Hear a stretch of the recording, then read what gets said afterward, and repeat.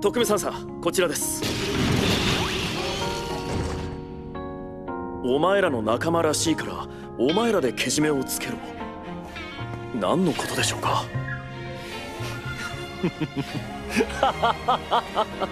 でしょうか。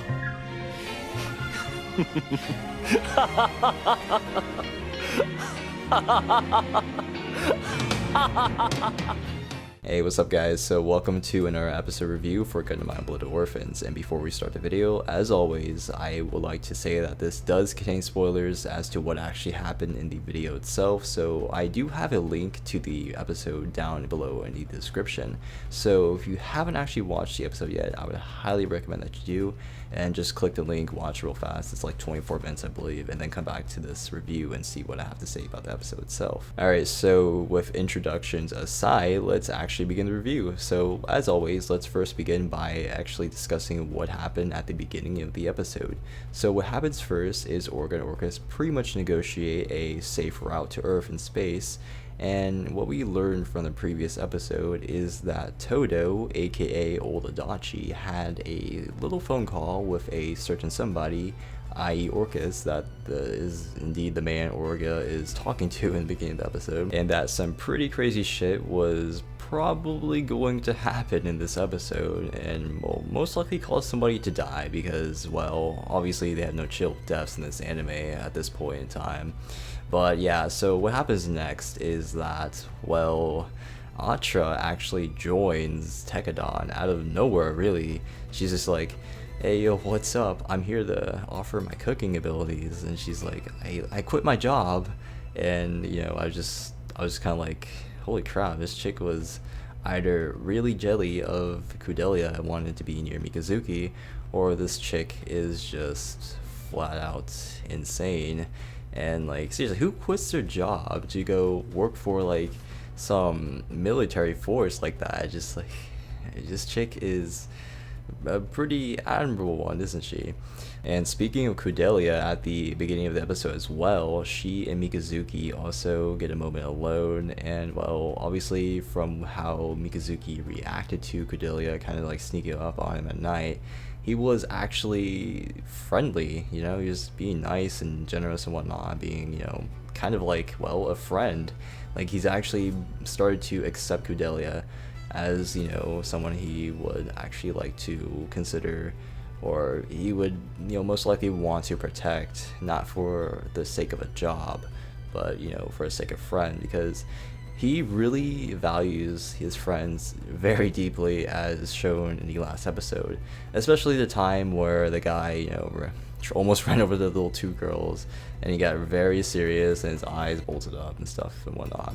That's like a very clear indication of how he is just very protective of his friends, and maybe we'll get to see some pretty good instances in which he shows that same enthusiasm for his friends by, you know, protecting Kudelia, because most likely sometime in the near future of maybe the range of 4 episodes, Galor actually probably will manage to get hold of Kudelia, because he most likely will develop more sort of feelings for her as that time will come, because they've made this incredibly obvious that they want Mikazuki and Kudelia to be like somewhat more than a basic friendship, or, you know, just they want them to be, you know, they want them to have like a certain relationship, you know, because they tried so hard in that fucking grass field episode 4, dude, like it was just ridiculous how obvious it was, really. So hopefully we get to see some more interesting moments between Kudelia and Mikazuki, but I'm still on the boat on actually supporting Atra and Mikazuki as a relationship, because, well, they're like literally the same age almost, and Kudelia seems like she is a bit older than Mikazuki because of the way they look and whatnot, but you know, hey, I could be wrong, it could happen. Mikazuki and Kudelia could be an actual thing, and that will fucking surprise me very much. Alright, so another notable thing that I would like to mention is how Orga actually does this thing with his face. I like to call this the cunning mode expression, where he likes to have one eyelid close and the other one kind of flare up and it grins sort of like a troll kind of. You guys can see this in the beginning of the episode where like they're discussing with the negotiation with Orcus and Orga and whatnot. Like you can actually see his face do that. And I like to do this, or I like to say that he does this whenever he is, you know, in a sort of cunning mindset, as in like whenever he's around enemies that he, or potential people that he is very cautious of, and he can kind of see bullshit through them, he does this face, and usually things turn out his way. I mean, obviously by the end of this episode. And also whenever he does this around his friends, he usually is, you know, in a, you know, funny, joyful play around kind of, you know, chill mindset. But you know, like, so it's like good for friends, but when our enemies, he is, you know, very well knowledgeable of the situations that he will, well, put Tekkadan through. So he does this little expression whenever he's around the enemies to pretty much indicate towards the audience that he is very well aware of what he's getting himself into. Okay, so let's actually talk about one of the best parts of this freaking episode, guys. So this was the space battle in which we finally got to see Mikazuki and Barbatos do some pretty interesting things while in space. But the thing about this is that, remember how I mentioned that Todo pretty much, you know, tried to screw over Tekkadan, essentially? Well, what Orcus did was pretty much contact Gjallarhorn, and well, Gjallarhorn was, you know, waiting there in space for Tekkadan to arrive, and then Todo sees that. He's like, what the fuck, dude, like these guys are not supposed to be here. So he just like immediately calls Orcus, and he's fucking laughing his ass off or something like that. What he really attempted to do didn't really do anything at all besides screw his, you know, Toro Adachi ass over. And at the end of the episode, you can, well, see him literally be humiliated pretty fucking badly. I also like the part where they wrote, this guy looks just like you or something like that, and the specialist major was literally laughing his ass off, and that had me so dead, dude. Like, it also showed me that the specialist major was actually, well, kind of cool, actually. Like, I like that character so much. Like, you can definitely see some aspects of his character personality type that would allow the audience to pretty much identify him as a potential Char type, because, you know, he's like that guy that just like sits back and kind of waits for things to unfold in his eyes, and just like, he only takes action where it's necessary. He's not really overly aggressive in terms of just like always wanting to go fighting. He isn't really too emotional, in which, like, if one of his team members dies, he doesn't act like so fucking crazy about it like Ein there. And speaking of Ein, like, oh my goodness, like, it must have felt like seriously bad for him when he saw the enemy and the grays that Lieutenant Crank piloted. Like, that was just incredibly savage. And just, oh my goodness, like, people have to feel bad for Ein, man. Like, he's just like by now like the charity case of Gjallarhorn. So anyways, let's return to the actual royal space fight. So this Grays was about to shoot the ship, and then all of a sudden Barbatos comes out, pulls a bazooka right on the Grays' chest and blows it to pieces. And, you know, we got to finally see, you know, some cool weapons for the Barbatos. Like, honestly, like, the design of that bazooka was kind of sick. And hopefully we get to see some of that in Force, or more importantly, Maxi Boost, or Maxi Boost on technically now. But yeah, that's a different story for later videos, I guess. But moving on to some more important parts. As the Grazes are fighting Mikazuki, Akihiro arrives, and he, you know, pretty much transports the little ship that the Tekkadan members were originally on onto the one he's on, and they're in a little bit more of a safety net now.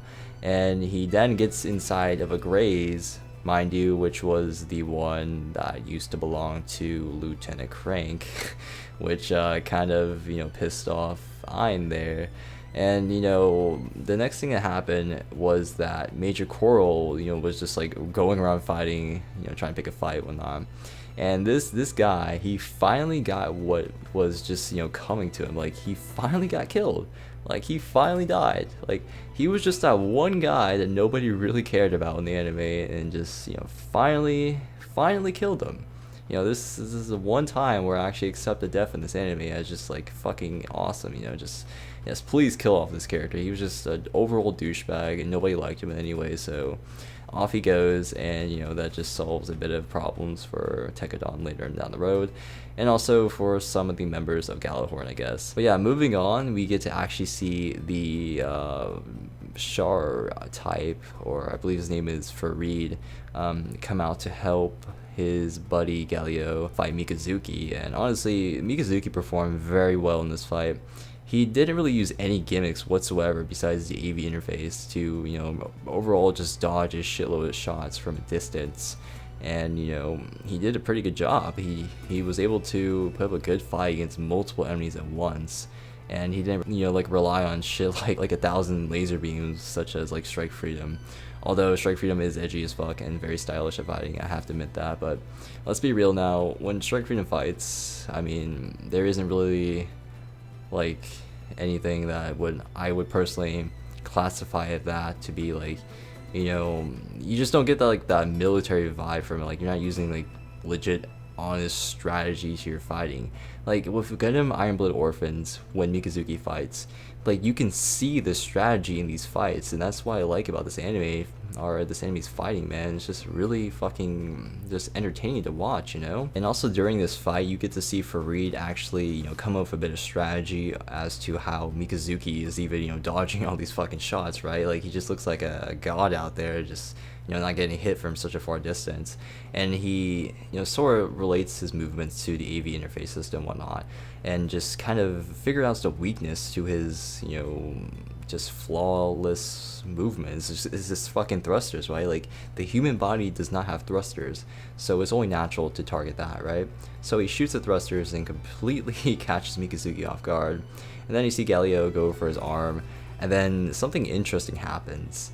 Like, his arm actually purges off and just looks like a little tiny metallic arm, which is really fucking cool. Like, I didn't expect Barbatos to like have the ability to just purge its armor off at free will like that. That was actually pretty interesting if you really think about it. But yeah, so after that, Mikazuki tries to, you know, create some bit of a distraction to like get away, and then he actually does manage to escape and regroups with his friends of, you know, Tekkedon. And that pretty much does it for the overall interesting highlights for this video, guys. And I really wanted this video to be like 5 minutes, but like, I just, whenever I talk about these things, I just go so in depth, and just like, it always ends up being like fucking 10 minutes. Like, I'm trying to fucking tone it down, but like, seriously. But anyways, yeah, that's about it for this video, guys. If you enjoyed it, please leave a like. If you have any questions, or better yet, just tell me how you guys actually felt about this episode, and, you know, in the comment section down below. And yeah, so other than that, thank you for watching, and I will see you guys later. 舞い落ちる花